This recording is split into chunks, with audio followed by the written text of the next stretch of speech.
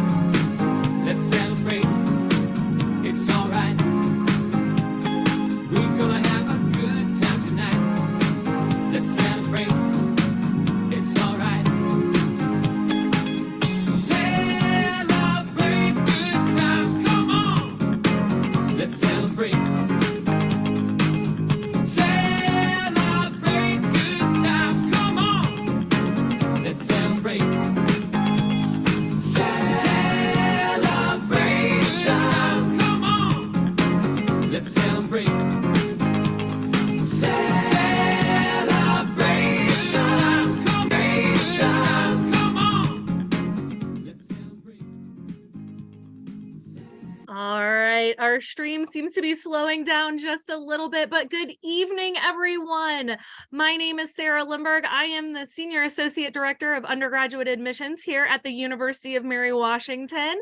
I'm excited to have you all joining us tonight. We are currently at 185 admitted students joining us. That's super exciting. It's way more than I expected tonight, and possibly more than Dr. Hilliard expected as well. But we are so thrilled that you're here with us to learn more about what comes next in this amazing process as in becoming a Mary Washington Eagle. But to start out this evening, I did want to offer a quick video and some congratulations from a few of our folks that couldn't be here tonight.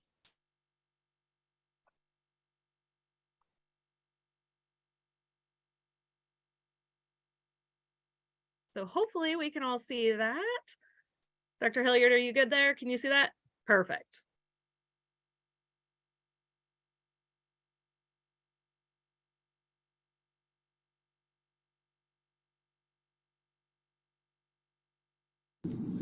Hi everyone, my name is Emily Burke. I'm an admissions counselor here at Mary Washington, and I am so excited that some of y'all will be joining us this fall. Congratulations to the class of 2027. I'm Carson Barrier. Congrats on your acceptance to UMW. Hola a todos, mi nombre es Ariana Les. Felicidades para la clase 2027. Hi everyone, my name is Ariana Les. Congratulations to the class of 2027. To all of our new Eagles. Congratulations. Hi everyone, it's Amanda. I've had so much fun getting to know some of you this year, and I'm so excited to have you joining us as future Eagles. Congratulations. I'm Stephen Nickens. Congratulations to the class of 2027. So hopefully some of those are familiar faces for you all. Our admissions counselors really wanted to be here tonight, but they're tied up with other programs and things, so they just wanted to pass along their congrats. So hopefully those faces are familiar to you, or at least their names and maybe emails that you've seen over the last couple of months. But they are thrilled for you, we're thrilled for you, and we're excited that you're joining us. And we wanted to really start with what comes now. What are you excited about? We want to make sure that we're starting to answer those burning questions that each of you has about the next steps in the admissions process. What happens after you deposit? Can I go ahead and deposit? All of those myriad of questions. So we will go ahead and get rolling right off the top. And a few of the things that we are going to start with today is, once you make that admissions decision and you commit to Mary Washington, yes, you can go ahead and make your deposit and commit to us, and we'll get you started on these next steps. And next week is a big week for that. So Monday, February 13th, all of those next steps that you've been eagerly awaiting for will start, including our first year questionnaire, getting access to your UMW email account and setting up that UMW net ID and password. We'll have it will be sequenced out. So a little bit later in early March, you'll get access to the housing and dining agreement. And then by the mid-March, you will get orientation registration. So we'll be giving it to you guys piece by piece, not all at one time, so that you can focus on one step at a time. Once you've decided on Mary Wash, you can go ahead and select some of your classes, set up that email address, get used to checking Mary Washington email, select your housing preferences, and then also, of course, register for that summer orientation that'll happen in June. But to start, I do want to turn it over to our Director of Academic Services, Dr. Wes Hilliard. Wes? Hi, everybody, and welcome. We're so excited to have you here. Sarah did not mention, but you've probably heard from her before. She is an alum of Mary Washington, as am I. So to all the new students, we look forward to calling you fellow alumni in a couple of years. It's a wonderful place to be, and speaking for both Sarah and myself, we've come back for that reason and love this time of year where we can welcome our new students. So I want to tell you a little bit about one of the first steps you're going to take after you deposit. Starting next Monday on the 13th, once you deposit, I believe it's the next day, you will receive your questionnaire. Is that correct, Sarah? Timing wise? Okay. So if you've deposited already and you do so by the 12th, I believe you will get it on the 13th. After that, it's on a rolling basis. So if you deposit, you'll get the questionnaire the next day. This is really important because on the questionnaire, you're going to tell us a lot of information about your preferences for the fall semester, starting with the first year seminar. You've probably heard folks talk about the first year seminar along the way. It's called we call it the FSEM. We use a lot of acronyms here in higher education, and you'll start to pick up on them. But each first year student is placed into a first year seminar course, and they center around a variety of really cool topics. I think we have about 50 sections. Some of the sections have the same course, but there's a wide variety. And once we get to the next screen, I believe I'll show you a couple examples of them. But on the questionnaire, you're going to rank your top 5 of our FSEMs. This is just a taste of what we have. Some of our popular ones that are returning are on the right-hand column: Science and Technology, Because We Can, Should We, Race and Revolution, Disney's America, The Human Animal. And we have some new courses that are being offered, and you can see them on the left-hand side. This is not all of them. In your letter that's going to prompt you to fill out the questionnaire, it's going to actually give you the link to a website where you can find all of the information about any of these sections. So I encourage you to take a look, see the discipline that the faculty member or the administrator is from, learn a little bit about the course, but also know that you can take any of these, and they're intended to help you with an introduction to writing, speaking, and research at the institution. I've taught it before for several semesters, and it's really rewarding for the instructors and I think the students, because it's a group of 15 of you with the instructor, and it's a great way to kind of ease into what college level coursework is like. Now, that's just one part of the questionnaire. The other pieces focus on some of the different classes you're going to take.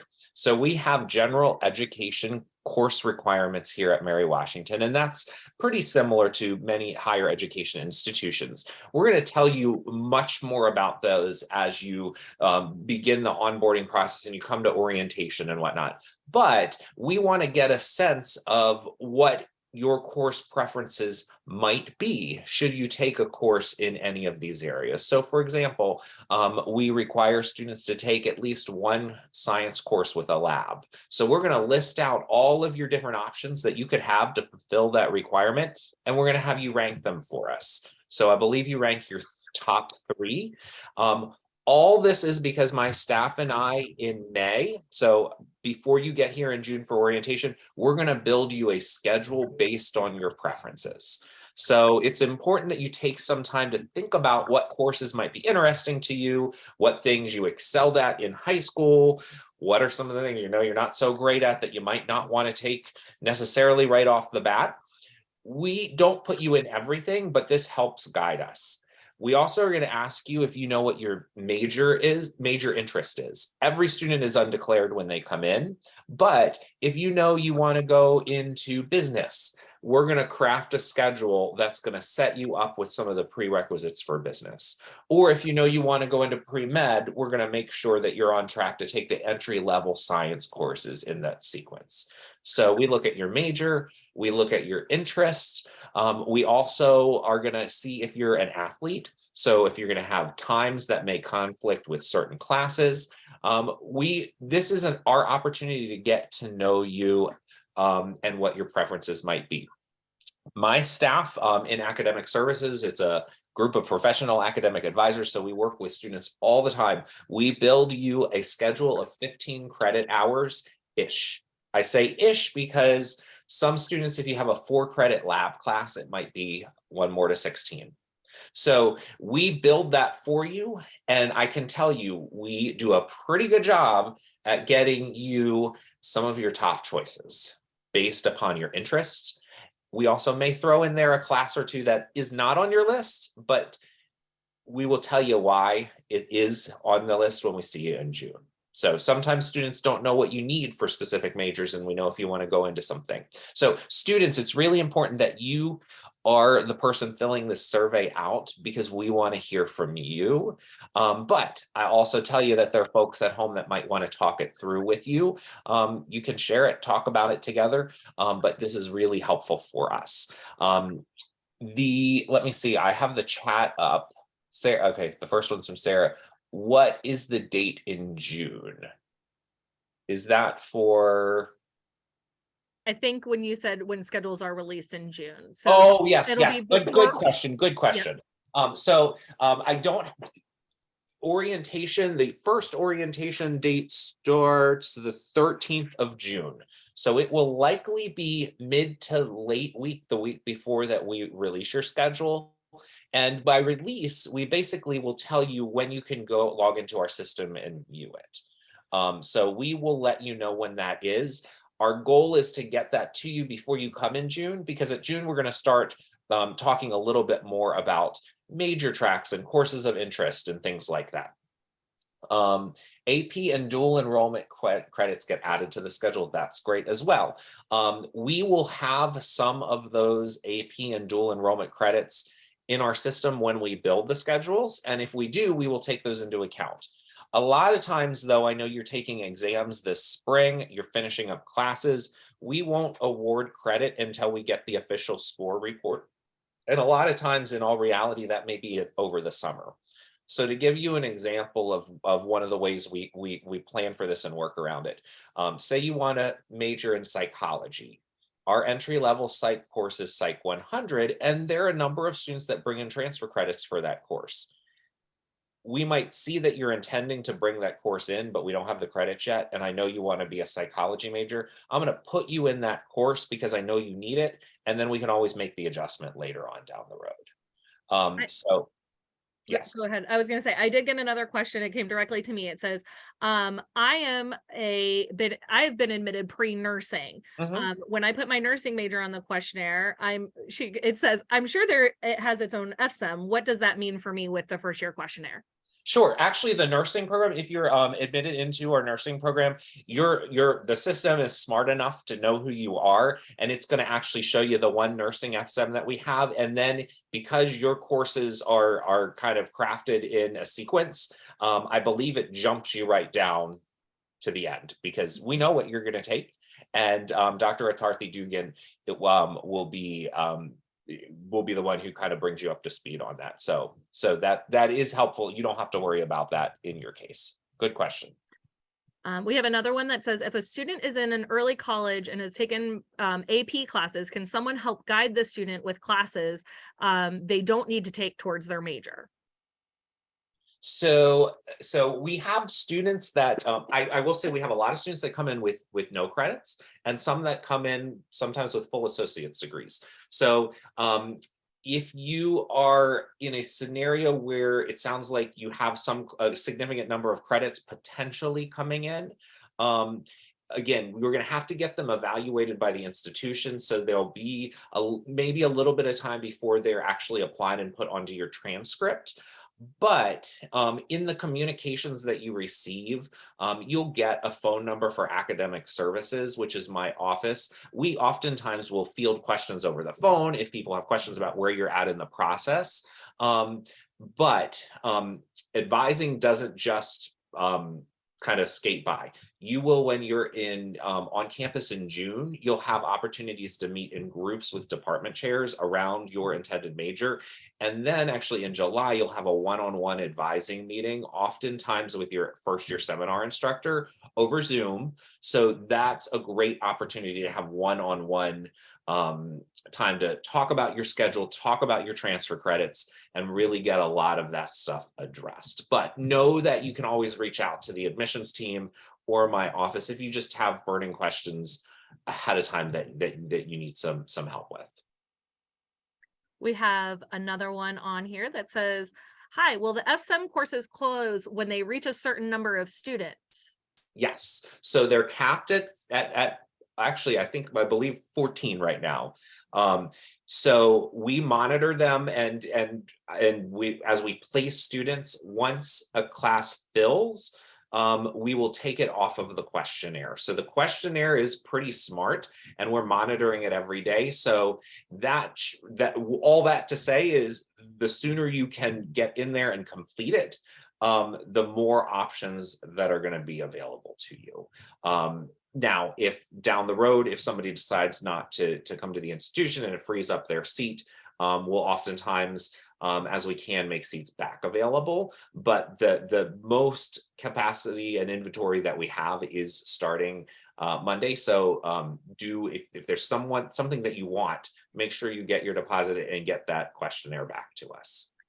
And just know, on the list that we showed, we put in the new ones and some returning favorites. There are 51 sections of first year seminar classes to go around. So there are plenty of options for you to choose from.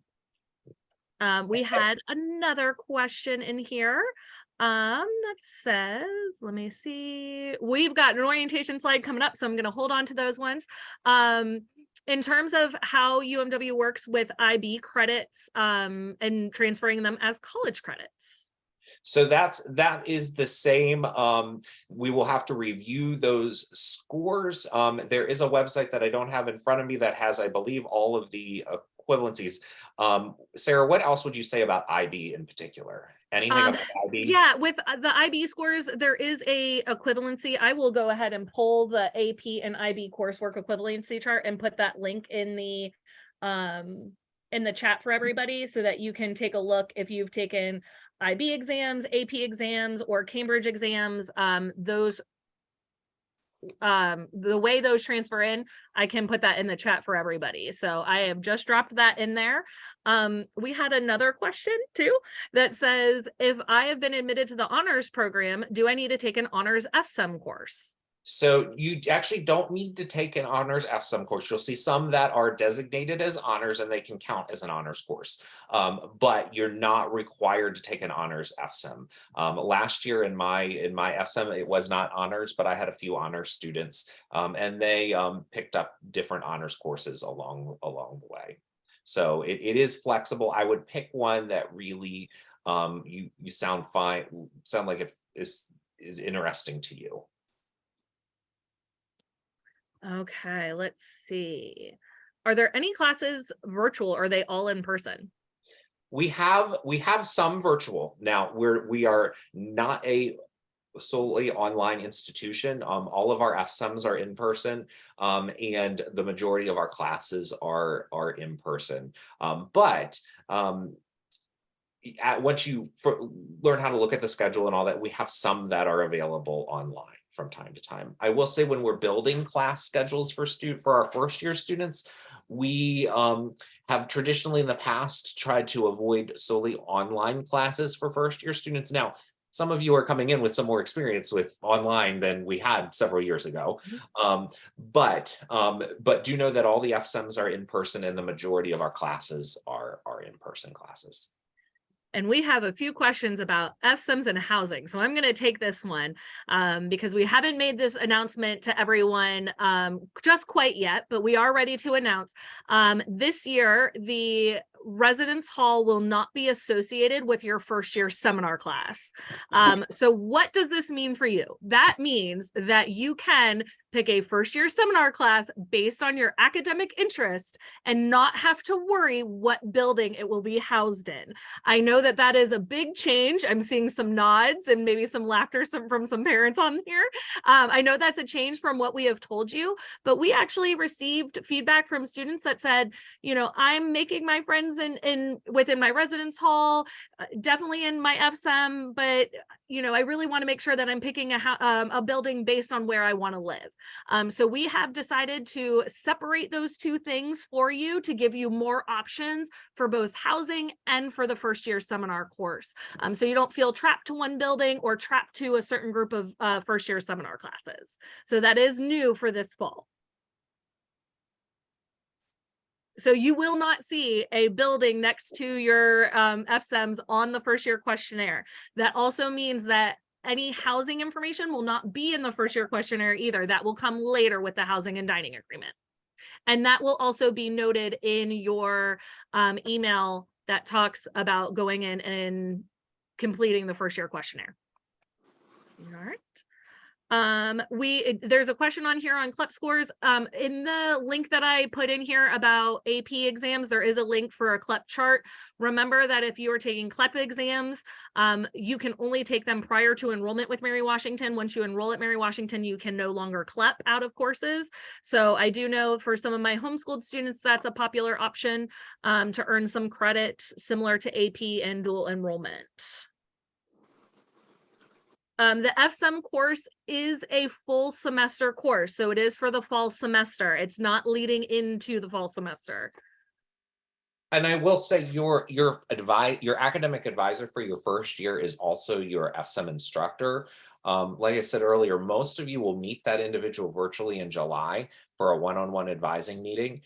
They will have you in class for 3 credit hours all fall, and then you will continue them with that advisor into the spring term. I do see a question there. Yes, the FSEM is required. It's a graduation requirement for our students.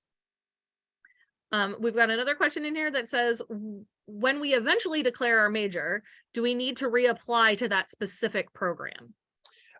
So the short answer is no. You don't. It's not Sarah maybe can talk education a little bit, but yes, I will talk about all of our arts and sciences majors and even College of Business, which you have to make a C in Accounting 102 in order to declare.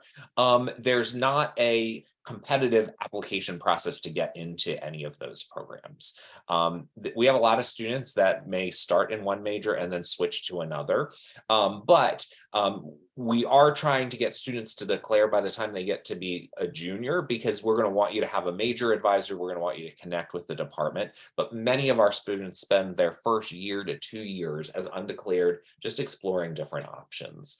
Sarah, what else would you add about some of the education specific stuff? Yeah, for students that are interested in becoming educators and becoming teachers, there is an application that you will put into the College of Education after your first semester at Mary Washington. So they do have some criterion that you will have to meet, especially when it comes to taking the VCLA exams and eventually your praxis down the road. But you can start with the first level education course without being fully admitted into the program. So you'll apply in your first semester, your first year, and you can start with those education classes, but eventually you will need to be fully admitted by meeting testing requirements to eventually be licensed in the state of Virginia. There was a quick question about, I believe, the FSEM and transfer students. Yes. So the FSEM is not required for transfer students, but I do want to define kind of how we view who's coded as a transfer student, because so many students now transfer in with a number of credits, which is fantastic. But if those credits were earned while you were in high school, or maybe a class or two over the summer after high school, you're still considered a first year student in terms of Mary Washington's admission. Transfer students that are exempt from the FSEM are students that have taken a full semester of post-high school coursework at the community college, at another school, and have come in. So you may already have a lot of courses under your belt, but the FSEM itself is so important as you transition to college and living here, being a part of this community, being successful here, that we still value it so much that we need you to take it. And if you have individual questions on that, our offices are always happy to help talk about them. Yes, absolutely. We do have, let me see what there is a question about the net ID, which thank you for asking that question, because that is what we're rolling into next. The UMW net ID and password. So to clarify for everyone, because I know sometimes there's a bit of confusion on this. On Monday, the 13th, if you have paid your enrollment deposit, you will, in the afternoon, will get an email about accessing your first year questionnaire. You will access your first year questionnaire in your admissions portal, where you got your decision, where some of you may have uploaded documents and materials for your application, where your financial aid package is, and for a lot of you, where you've received your personal financial aid video. If you haven't gotten that one yet, they are coming and rolling those out weekly, but those are available for you in the admissions portal. Your UMW net ID and password will be available starting February 15th. Okay, so next Wednesday is when we will turn those on for everyone. Again, for everyone who has submitted their enrollment deposit at that point in time, you will get an email from the Office of Admissions telling you what your net ID is and linking you out to our IT website, where there are instructions on how to set it up. You have to set it up first with your UMW email account, and then from there you can gain access to our banner self-service banner, where you can access up-to-date live information on your financial aid package. I know I've gotten a lot of questions from students about how to accept different pieces of their package, and that's where you can go and do that. Okay. Additionally, if you have been selected for financial aid verification and there are additional documents that our Office of Financial Aid wants to see from you, you will then have access to the portal to upload those documents after you set up your UMW net ID and password. Okay, so February 15th. And then for those of you that haven't submitted your deposit yet, quite yet, but are getting ready to, the sequence will happen: first year questionnaire first, and about 48 hours later, you'll get your net ID. And then you'll go into our next step once it's available, right? So if you make that decision, say maybe midweek next week, housing and dining becomes available on March 1st, okay? So this opportunity is now going to be a little bit different for you because it's not tied to the first year seminar course. However, we do still have 4 first year residence halls. They are Randolph Hall, Virginia Hall, Westmoreland Hall, and Willard Hall. They are 2 have hall bath. I'm sorry, 3 have hall bath, and nope, I switched that up. I'm sorry. 2 have hall bath, 2 have suite bath. So your hall bath are going to be Virginia and Willard, which are actually our 2 original residence halls on campus. And then 2 have suite bath, which are going to be Randolph and Westmoreland halls. Okay, all of the buildings have air conditioning. Rest assured, we're not going to sweat you out in August. So that bonus is there for you. Residence Life's Instagram page has great pictures and videos. They also have some videos on their YouTube page. If you want to tour some of these spaces virtually, you can do that. All of these spaces will also be open during our Destination UMW days so that you can get a better feel for those spaces. Again, because housing is not tied to the FSEM, you will have plenty of time to submit your housing and dining agreement, and you'll want to make sure you do so no later than May 15th. Okay, so even if you wait till May 1st to deposit, you have 2 weeks to get that housing and dining agreement in. For those of our students that may be interested in one of our specialty housing, That won't be something that you initially list as one of your preferences, but you will say, I am interested in specialty housing with Madison Hall, which is our gender neutral housing. Or if you're a student that identifies as female and is looking for an all female experience, that will actually be, I'm sorry, Ball or Custis Hall. So there are options for that one as well. Okay. All right, I'm gonna jump down to some questions. Hold on. There is no specific housing for the honors program. So the honors program students do get access to our honors program lounge, which is actually on the second floor, or yes, no, the third floor of Lee Hall, right next to the university's bookstore. So you have that common area space. If you want to live with another honors program student, you can certainly do so. You might be sitting here thinking, how am I going to find my roommate? You don't have to find your roommate, but if you want to find someone that you can build a connection with, we do have an admitted student portal in very much like Slack chat chain going on in our Zini group. So there are events for you in Zini where you can connect with other admitted and enrolling students to UMW. And with housing, you will put a preference down for your top choices for housing. So similarly to the FSEM, you will preference your choices for housing.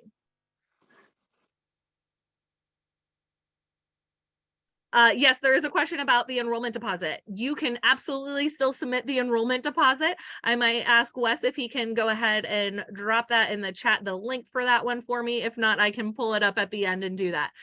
No, the deposit is not due Monday. All students have until May 1st to make their deposit, unless you are one of our early decision applicants. And if you were early decision, you would have already deposited and we would have already notified you of that. There is a question about the admissions portal. You can get to your admissions portal in your thank you for applying email, but when we send the first year questionnaire email out to you, there will also be a link to your personal admissions portal, as well as what email address you use to create that portal. So you will get that information. Yes, there is another question. Yes, you have until May 1st to decide whether or not to enroll with Mary Washington, but we have tons of students that are eager to take their next steps, already know that Mary Wash is their home. And so we start these next steps for those students starting next week. And then once you've made that decision, you can start taking those next steps as well. Do you recommend selecting an FSEM based on your expected major? I would say absolutely. We would encourage you to select one that sounds interesting to you if you're an undecided student. If you know what you plan to major in, yeah, go down that road and select a first year seminar course that is similar or has ties to your academic major. But I will also say, if there's something that you're interested in, it's not a requirement for a particular major. So for example, I get some students that say, well, I want to be pre-med, so I feel like I have to go science, but I really find this other topic interesting. You can pick one in different ways. I would also check out and see who the instructors of the courses are, because I can tell you that there's some instructors in some disciplines that they don't teach, that is normally not their own discipline, but they teach an FSEM course in a kind of a completely different area, which is kind of cool. So you may be able to connect with faculty in a certain area while taking a FSEM in a different one. We have how many people are in the halls on average, or how many people are in Madison Hall to be specific. So for Madison Hall, Madison is actually one of our smaller residence halls, and I believe the building itself doesn't exceed 50 total students. And Madison Hall is, while also gender neutral, is also mixed year. So it is a combination of all of the classes. The availability to live in Madison, because it is a space that is friendly for our LGBTQIA community. There is a first priority for students that may be transitioning to go into that space if they would like to. So there is a separate application process for that within the housing agreement. How do you request a specific roommate? That's a great question. When you get into your housing and dining agreement, if you have connected with someone or you know someone from your high school, or maybe you're an athlete and your coach is telling you that, you know, you may want to live with this person, there will be a place on the housing and dining agreement for you to list your specific roommate. So if you know who that person is, you can list one another. To be matched together, you do have to list one another. If you list someone and they don't list you, we will not accommodate that. Okay, so please keep that in mind.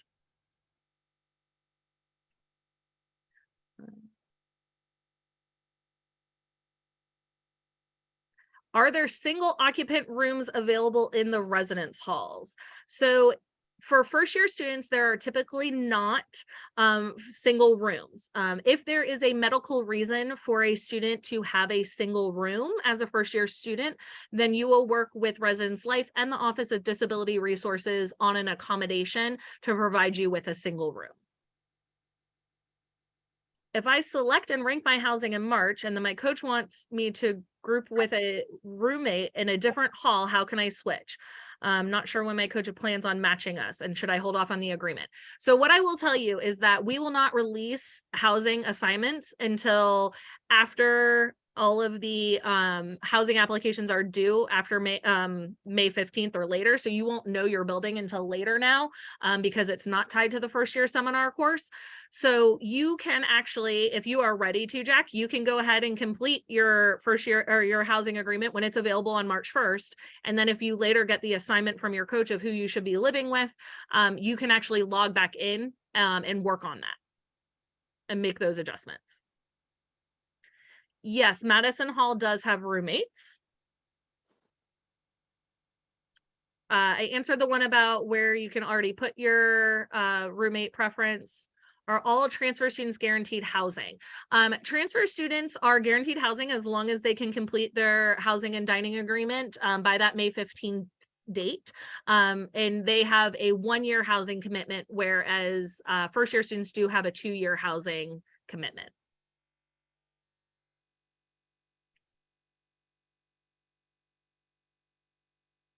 The housing questionnaire is not available yet. That will be available after March 1st. Is there a way to find a roommate beyond the Zoom? So there is, I'm assuming that's supposed to be beyond the survey within Zemi, because Zemi does have a roommate finder option to it. Yeah, I mean, there's plenty of different ways that you can find students. I mean, you can connect with another student on Zemi and, you know, chat with them outside of the Zemi platform if you wish, whether that be through Instagram or Facebook or other social media channels. You can certainly do that. Other students will do that. Within the housing agreement, you can go what they call going random, which means that you will answer questions about your preferences on how you live, like I'm messy or I'm clean, or I like to go to bed early or I like to go to bed late. And the housing team will match you with another roommate who has similar preferences.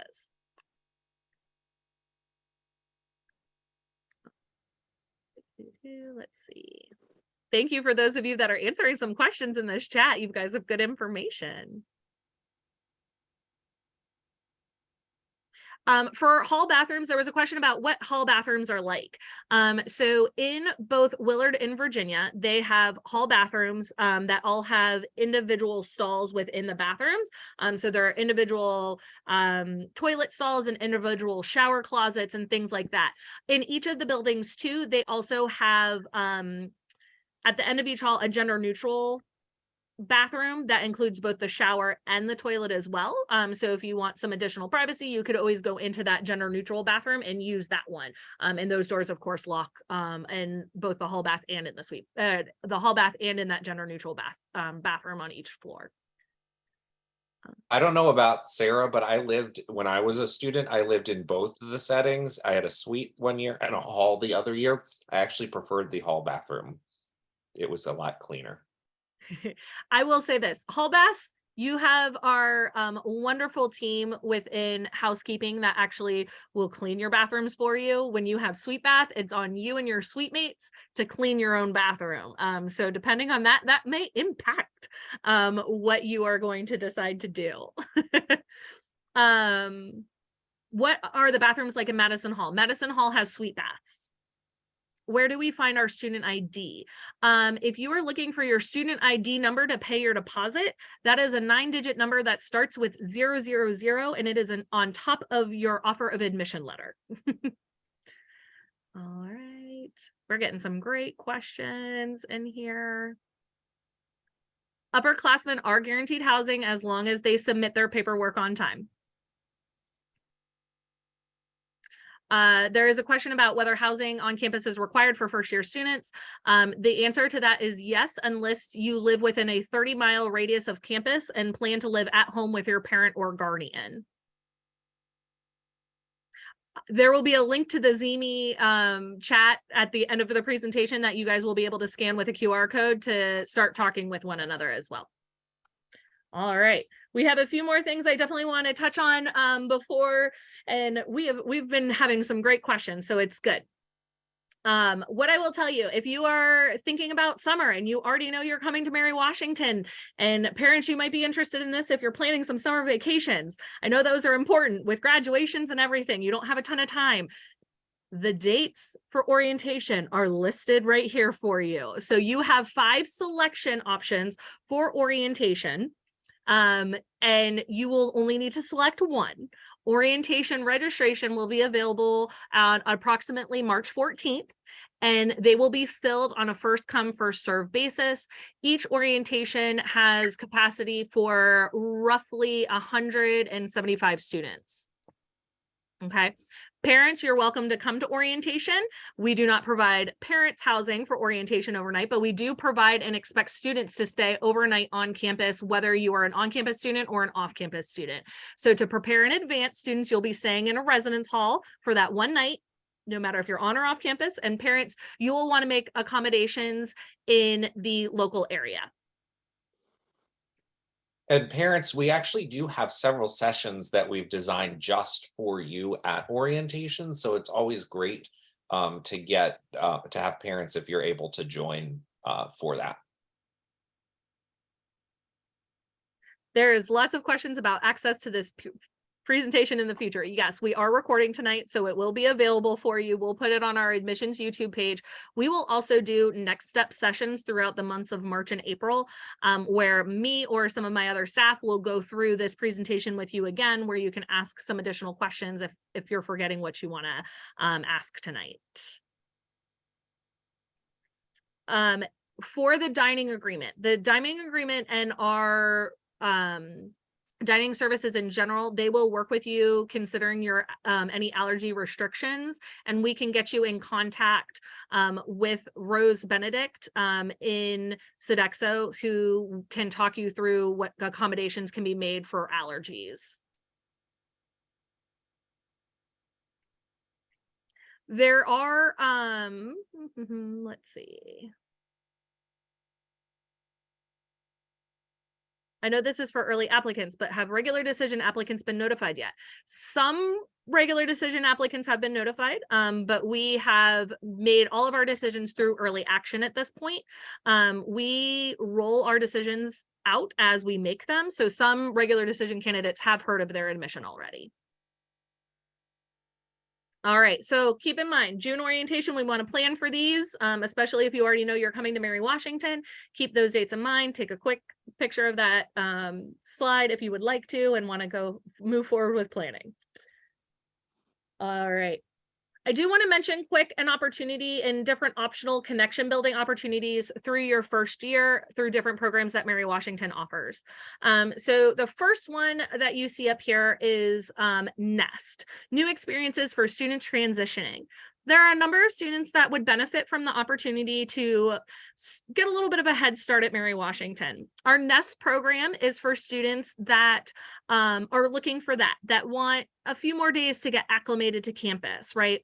And maybe they're also interested in service and in leadership. And this is a great opportunity for you. This is an early arrival program that will start on the Saturday before move-in, which is actually on a Wednesday, where you will get to come in with a smaller group of students, work on some service projects, do some team building activities. And it's really just generally a great time to get to know the campus and the local area. If you are an honors program student and you have been offered admission to the honors program, You will come early for a program called City as Text. So if you are an honors program student and accepting the honors program, you will not be able to participate in NEST because you will be doing early arrival for the City as Text program, but you also get an early arrival program. If you want to maximize time with some of your high school friends and you're not ready to come to campus until the day of move-in on that Wednesday, there are other programs that can help you connect and find your cohort and your group of people, so to speak, here at Mary Washington. One of them is the RISE Peer Mentor Program. This is a year-long program where you would be matched with an upperclassman mentor with the university. You also have PELP, the Presidential Emerging Leaders Program, and IMPACT, which is our community service and engagement program. PELP and IMPACT do have a separate application for them, which is available now on both of their websites. You all also received an email about this. We have just received the first round of applications by February 1st, and we'll be going out a first round of decisions for PELP and IMPACT by early March. All right. Other important dates that I want to make sure you guys have on your calendars, other things to be thinking about. Make sure if you want to start getting connected with other members of the class of 2027 that you schedule and plan to attend either our March 18th or April 15th Destination UMW Day. On that day, there will be programming for both parents and students. Students, you will get to go into a sample lecture class. There will be an activity with student activities and engagement, letting you know of the different availabilities through clubs and organizations, what you can get involved in here at Mary Washington. You will have an opportunity to tour campus if you haven't done so before. Those 4 first-year residence halls, so Willard, Westmoreland, Randolph, and Virginia, will be open for you to see in the afternoon that day. Parents, you will go to an administrative panel, and parents, you will also do a faculty panel, maybe to ask some of those questions you don't want to ask in front of your students sometimes. Students, you will also be able to connect with current UMW students as well throughout the day. Whether you are a deposited student or an admitted student that's still trying to make your decision, coming to one of these events is a great opportunity to learn more about Mary Washington. Of course, we have those June orientation session dates that I gave you. July 1st will be when your final high school transcript and your AP, IB, and dual enrollment scores all need to be sent into the university. Wednesday, August 16th is move-in day for those that aren't doing an early arrival program. Honor Convocation and Eagle Gathering will be on Sunday the 20th, and then classes will begin Monday, August 21st. From that Wednesday of move-in to when classes begin on the 21st, we have activities planned for you throughout that week with new student programs. So you will have lots of activities to do and be looking forward to connecting with your new classmates as well as your peer mentor for your first year seminar class, which is an upperclassman student that will help you acclimate to Mary Washington as well. All right. I know a couple of you were asking about ZME, so I want to get connected up there on there for you. On chat, you can scan that QR code for ZME. Students, this is a student chat. For parents, we do have both the campus ESP or the Eagle Family Connection portal that you can join. And we are in the process of launching a class of 2027 parents Facebook group, which hopefully we'll get that email out to you this weekend or early next week for you to join that one if you're looking for a place to connect. We should and hopefully have many of your contact information parents. Parents, if we don't have your email addresses, ask your student to reach out to us and we can certainly add that to your student's profile so that you can get that communication as well. Follow us on Instagram too. There's always great information happening there as well. I have questions here that I'm going to go through real quick. Are the admitted student days in March and April required, or are they not necessary because of this Zoom and June orientation? The Destination UMW days are not required, but some students love to find out what a classroom experience is going to be like. If they want the opportunity to actually receive their first year seminar class on that day, we will be handing those out to students who have paid their deposit and completed their first year questionnaire by a certain date. So there are some great activities and there are prizes and things that can be won that day as well.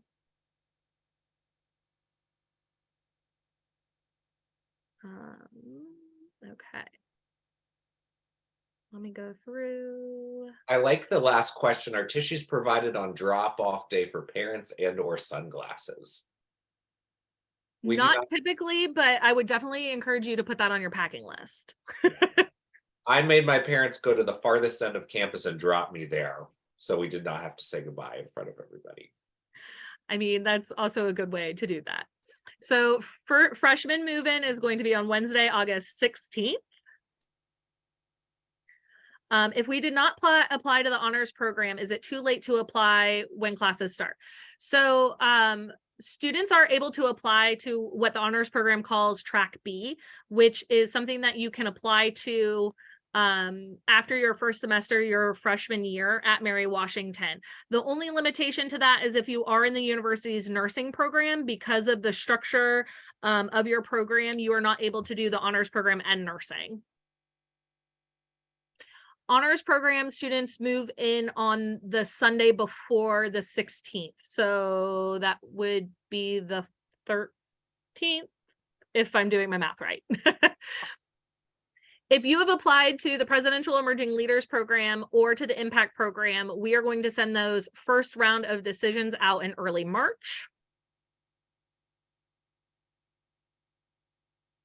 If you are in the honors program and you're coming early for honors, or if you're coming early for nest, or if you're a student athlete with a fall sport, yes, you will be moving into your residence hall and your residence hall room early for that move-in. Yes, there is a cost associated with nest. Nest cost is typically, I believe it's between about $175 and $200 to do the nest program.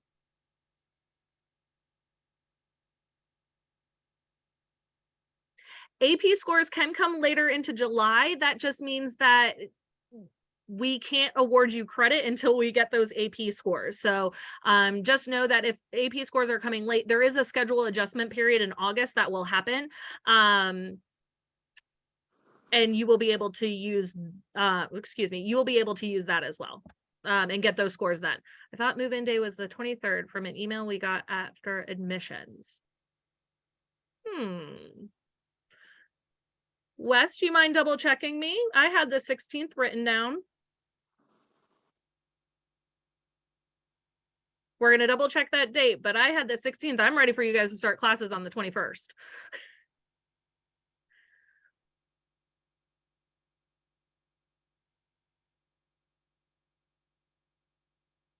Yes, parents can go into the residence halls during move-in day to help your student get settled. Absolutely.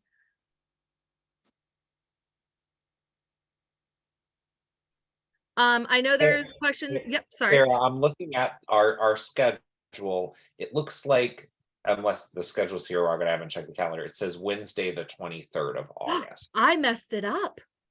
I can't believe I did that to you guys. I can't believe I did that. I double checked that today too. Let me look at the, I am so sorry. I'm going to put that in here now. I had my date wrong. So Wednesday, August 23rd is move-in. And then classes will begin on Monday, the 28th.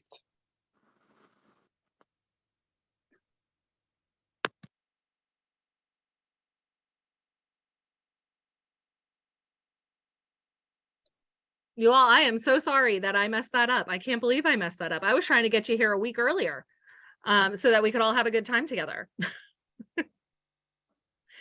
Transfer students, if they are living on campus, will move in the same day as first year students. So it would be Wednesday, the 23rd. Impact applications have not closed. We've just done the first round. If you're still interested in applying to the Impact program or to PELP, you can still submit your applications. There was a question about students that identify as trans for housing during orientation. We can get you connected with the orientation office, so that you can possibly be identified to stay with possibly your long-term roommate if you've matched yourself with someone, or to place you in a place where you would be more comfortable.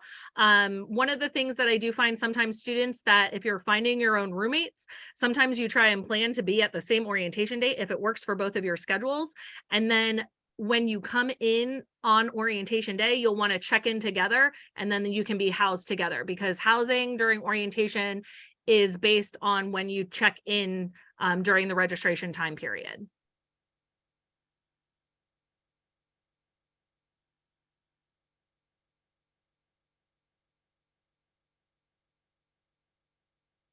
Can I talk about transfer students and housing and roommates? So for transfer students, you too will also do the housing and dining agreement that will be available to you beginning March 1st. And you will have the selection for preference of all upperclassmen residence halls, including the two sets of apartments on campus. So Eagle Landing and the UMW apartments.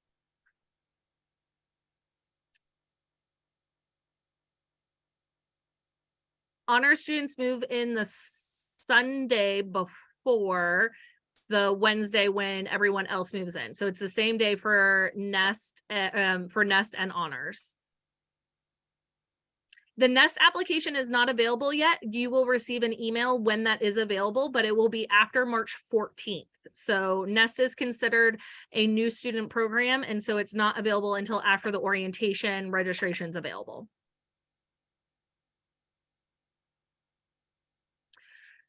So Alexa, you don't select your classes during Destination UMW. If you can't go to our Destination UMWs on March 18th or April 15th, that's not a problem. All students still need to fill out the first year questionnaire, and that's how your classes are selected.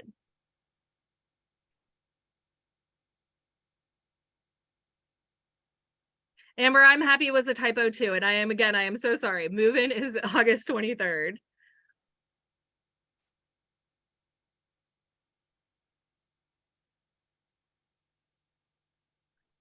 Parents can come and hang out on campus, but not overnight. But they're allowed to visit campus and come to your residence hall room. Those COVID restrictions from the past couple of years have been lifted. So you can have guests in your residence halls. You cannot have overnight guests though until the second semester of your first year. So if you and your roommate don't want to check in at orientation together, you won't be placed together. Who you stay with the one night at orientation is not your roommate for the entire first semester. Okay. So at orientation, you are placed with someone for that one night based on who you check in with or who's in line right after you. So if you and your friend are going to go to orientation on the same date and you guys want to stay that one night together, I would suggest checking in together at the same time so that they're able to accommodate that. You will then move in with your roommate in August. The room you stay in at orientation in June is not your room for the fall semester.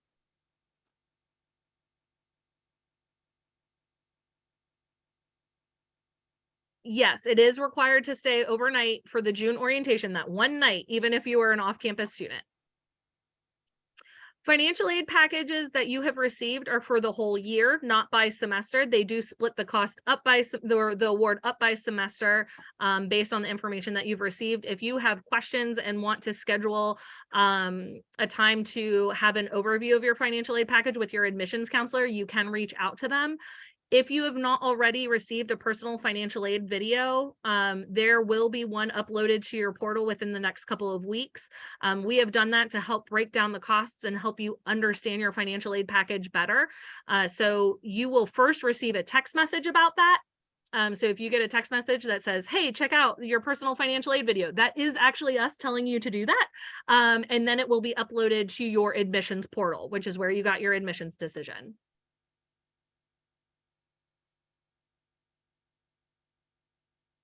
If you've gotten your financial aid packet and have deposited and have not heard about verification, does that mean you won't be selected? Likely, if you have not heard that you've been selected for verification and you've received your package, then it does mean that you likely will not be selected. Our residence halls co-ed by room or by floor. It depends on the building. So If it is a hall bath building, it's likely split on the floor. If it's a suite bath building, it is done by suite. I checked the applicant portal. It says my financial aid isn't working. So it may not be available to you yet. So please keep in mind that your personal financial aid video, we are updating those as they're being made. So you will first receive a text message and then it will be uploaded to your portal.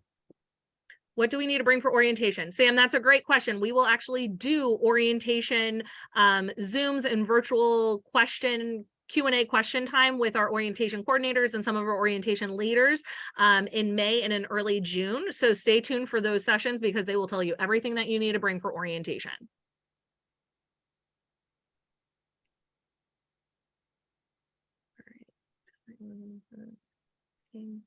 Marlo, also you can send me a message and I will make sure that we've got yours ready to go. Yes, hall bathrooms are divided by gender unless it is one of the single use restrooms at the end of the halls, and then those are gender neutral. All right, I think I am, if you've applied to the honors program, you will hear in your offer of admission letter whether or not you have been accepted. It would be included in that information that you've been accepted to the program. All right, I think I made it through everything. If you guys have additional questions, you can always email us at admit@umw.edu or your personal admissions counselor. At orientation, is that when you will pay? Whoop, hold on. At orientation, is that when you will find out payment information and routing for tuition? Tuition bills will actually go out in mid-July and be due in August. So they won't be due at orientation, but you can set up payment plans prior to that, and we will be sending out information to students and parents about payment plan options that will be based on what the set tuition and fees will be.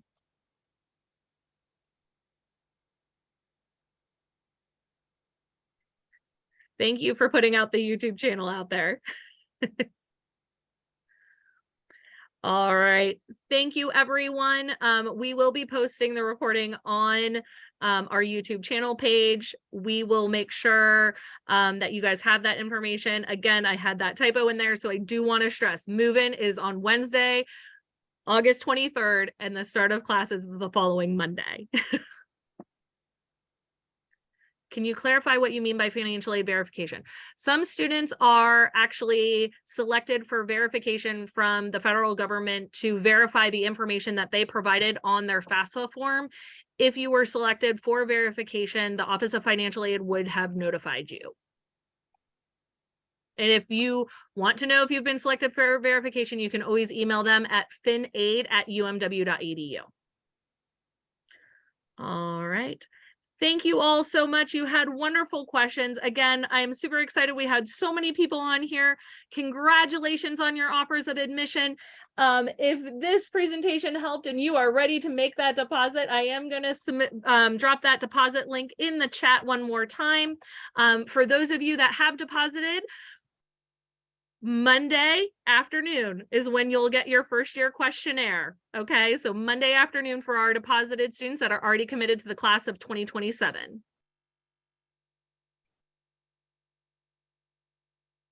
If I missed your question, you can put it back in the chat. I'll stick around for just a second.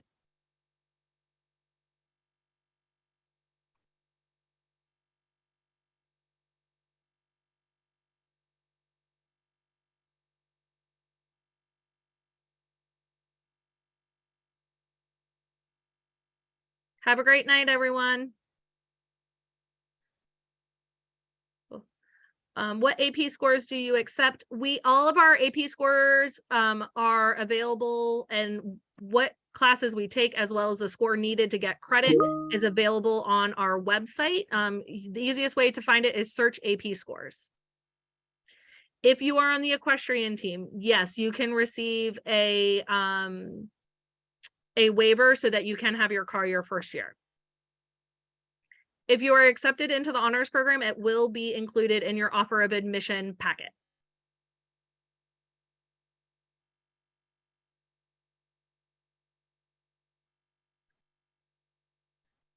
Your financial aid award letter will tell you if you have documents that you need to provide for verification. And if you have questions on that, you can reach out to the financial aid office. I'll put their email in the chat.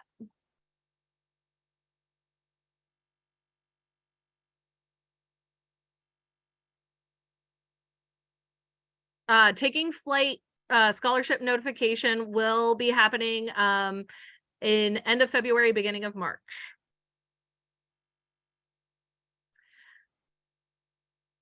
Currently, all of our education programs are bachelor's degree programs, but they are looking at opportunities to add a 5th year program in the future.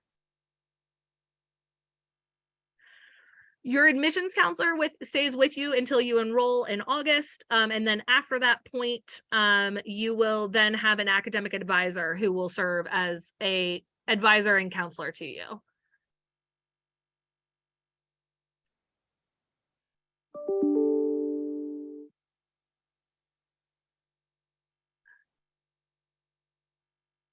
You do not choose your roommate on the first year questionnaire. You choose your roommate on the housing and dining agreement. Cassidy, I will have to ask that question, but I believe you cannot have pepper spray on campus. But I'll have to double check that question unless, Wes, do you know the answer to that one? No. Okay. I don't believe you can have pepper spray on campus. You can contact admit@umw.edu with any additional questions.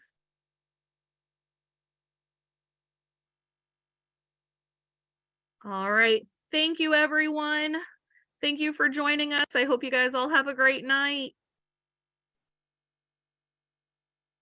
Bye now.